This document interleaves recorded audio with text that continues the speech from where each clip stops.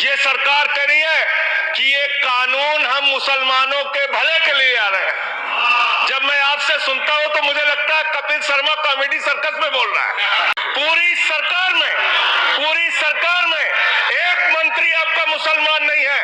आप मुसलमानों का भला कर रहे हैं। दो नेता अपने घरों में आपने बैठा दिया, मुख्तार अब्बास नकवी, शहनवाज हुसैन, दोनों की राजनीति आपने खत्म कर दी। आप मुसलमानों का भला कर रहे हैं।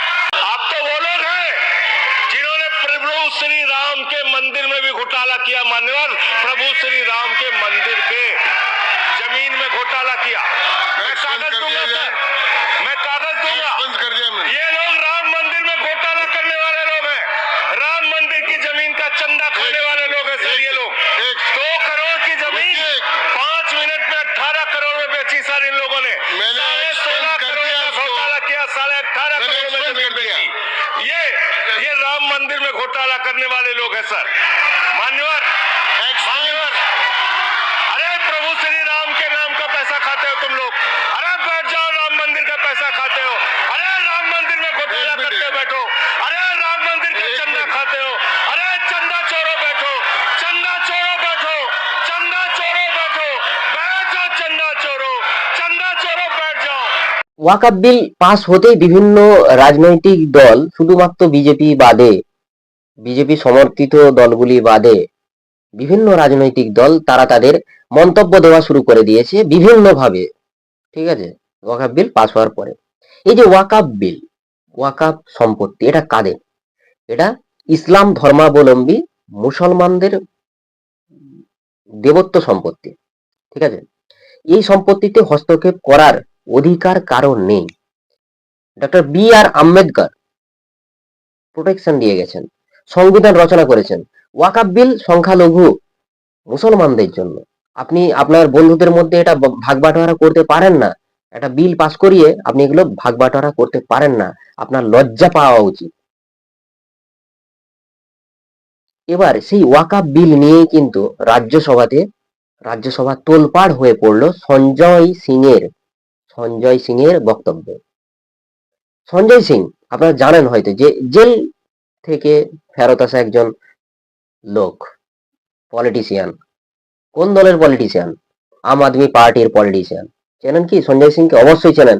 যদি আপনি একটু আধটু খবর দেখে থাকেন তাহলে অবশ্যই সঞ্জয় সিংকে চিনবেন, কারণ তিনি হচ্ছেন পপুলার একজন আদমি।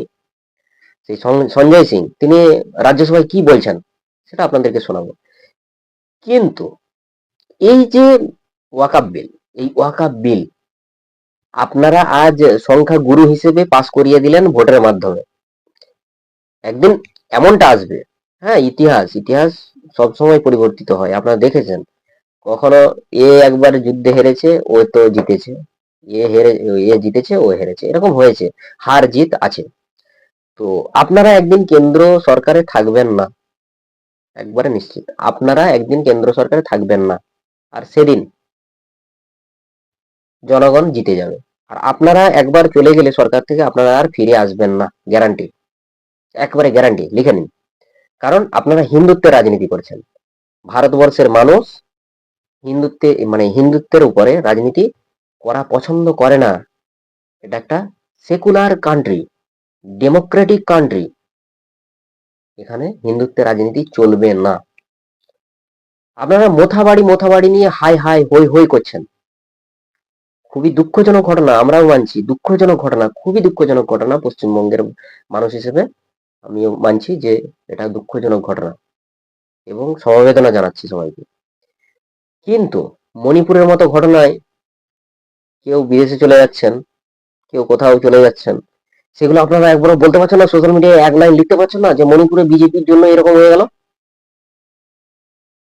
আর উত্তরপ্রদেশে যোগীরাজে যেটা চলছে সেটা সম্পর্কে বলতে পারছেন না যে বুলডোজারের নীতি চলবে না, বলতে পারছেন না। আপনাদের লজ্জা পাওয়া উচিত। আপনাদের আঁত কিসের আঁত সেটাই এখন দেখার বিষয়।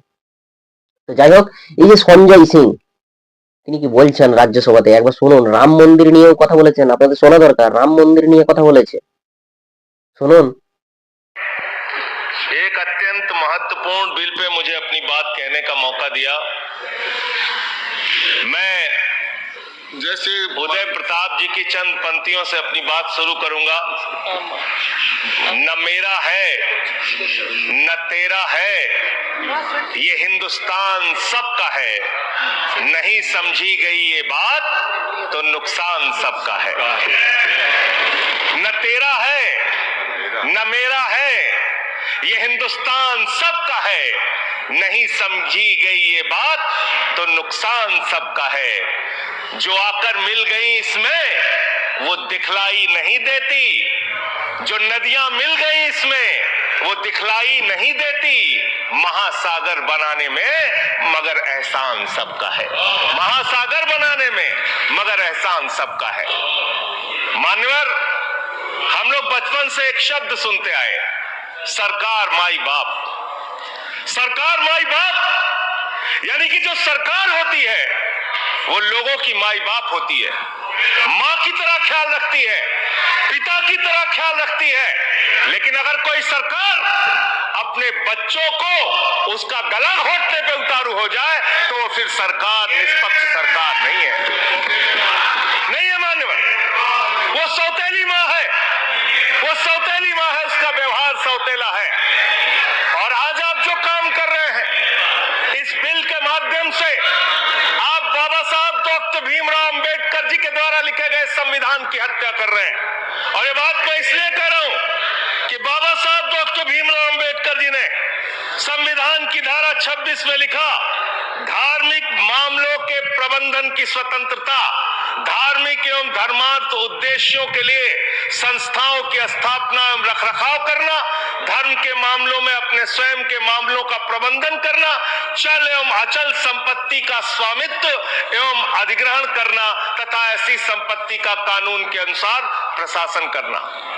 यह अधिकार आपने नहीं दिया, यह अधिकार किसी भारतीय जनता पार्टी के लोगों ने नहीं दिया, यह अधिकार बाबा साहब डॉक्टर भीमराव अंबेडकर जी के द्वारा लिखे गए भारत के संविधान ने दिया मानकर। और आप उस संवैधानिक अधिकार को छीन रहे हैं एक गैर संवैधानिक बिल लाके। क्या क्या लिखा इस कानून के अंदर आपने, किस तरीके से आपने इस संविधान की हत्या करने का काम किया। आप बड़ी बड़ी बातें कर रहे हैं। ये सरकार कह रही है कि ये कानून हम मुसलमानों के भले के लिए आ रहे हैं। जब मैं आपसे सुनता हूं तो मुझे लगता है कपिल शर्मा कॉमेडी सर्कस में बोल रहा है। आप मुसलमानों का भला कर रहे हैं, आप मुसलमानों का भला कर रहे हैं। दोनों सदन में एक भी सदस्य, दोनों सदन में सिर्फ एक सदस्य गुलाम अली को छोड़ के एक भी सदस्य आपका मुसलमान नहीं है। आप मुसलमानों का भला कर रहे हैं, आप मुसलमानों का भला कर रहे हैं। पूरी सरकार में एक मंत्री आपका मुसलमान नहीं है, आप मुसलमानों का भला कर रहे हैं। दो नेता अपने घरों में आपने बैठा दिया, मुख्तार अब्बास नकवी, शहनवाज हुसैन, दोनों की राजनीति आपने खत्म कर दी। आप मुसलमानों का भला कर रहे हैं, आप मुसलमानों का भला कर रहे हैं, आप मुसलमानों का भला कर रहे हैं। अरे सुनना सीखो पहले। मानवर, मैं इनके इस कानून में क्या क्या लिखा हुआ है, क्या क्या कहा है इन्होंने। बैठ जाए कृपया, गुलाम अली बैठ जाए। धार्मिक संपत्तियों को ये बिल कब्जा करने की नापाक कोशिश है। और धार्मिक संपत्तियों को सदन में इतनी कब्जा करने के लिए सदन में इतनी शांति है कि आराम से आप बोलोगे। आराम से बोल रहा हूँ सर। आप बैठे हैं तो आपको देख के वैसे ही आराम आ जाता है, आपको देख के मैं वैसे ही आराम में रहता हूँ सर। आप जब है आपका संरक्षण है तो आराम से ही बोल रहा हूँ। बोलिए। मान्यवर, धार्मिक संपत्तियों को कब्जा करने की एक कोशिश है। इसलिए इस बिल पर न हिंदू को खुश होना चाहिए, न सिख को खुश होना चाहिए, न ईसाई को खुश होना चाहिए, न जैन को खुश होना चाहिए, न बौद्ध को खुश होना चाहिए, क्योंकि नंबर सबका आएगा।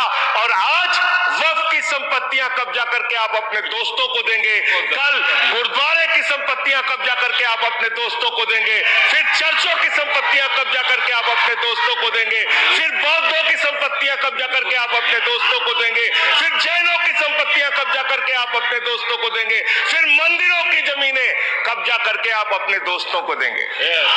आप तो वो लोग हैं जिन्होंने प्रभु श्री राम के मंदिर में भी घोटाला किया। मान्यवर, प्रभु श्री राम के मंदिर के जमीन में घोटाला किया। मैं टैक्स बंद कागज कर दूंगा दिया सर, जाए। मैं कागज दूंगा। टैक्स बंद कर दिया मैंने। ये लोग राम मंदिर में घोटाला करने वाले लोग हैं, राम मंदिर की जमीन का चंदा खाने वाले लोग हैं सर। ये लोग 2 करोड़ की जमीन 5 मिनट में 18 करोड़ में बेची सर इन लोगों ने। मैंने 16.5 कर करोड़ दिया का उसको। घोटाला किया, 18.5 मैंने करोड़ में एक्सपेंड जमीन कर दिया। बेची। ये राम मंदिर में घोटाला करने वाले लोग हैं सर।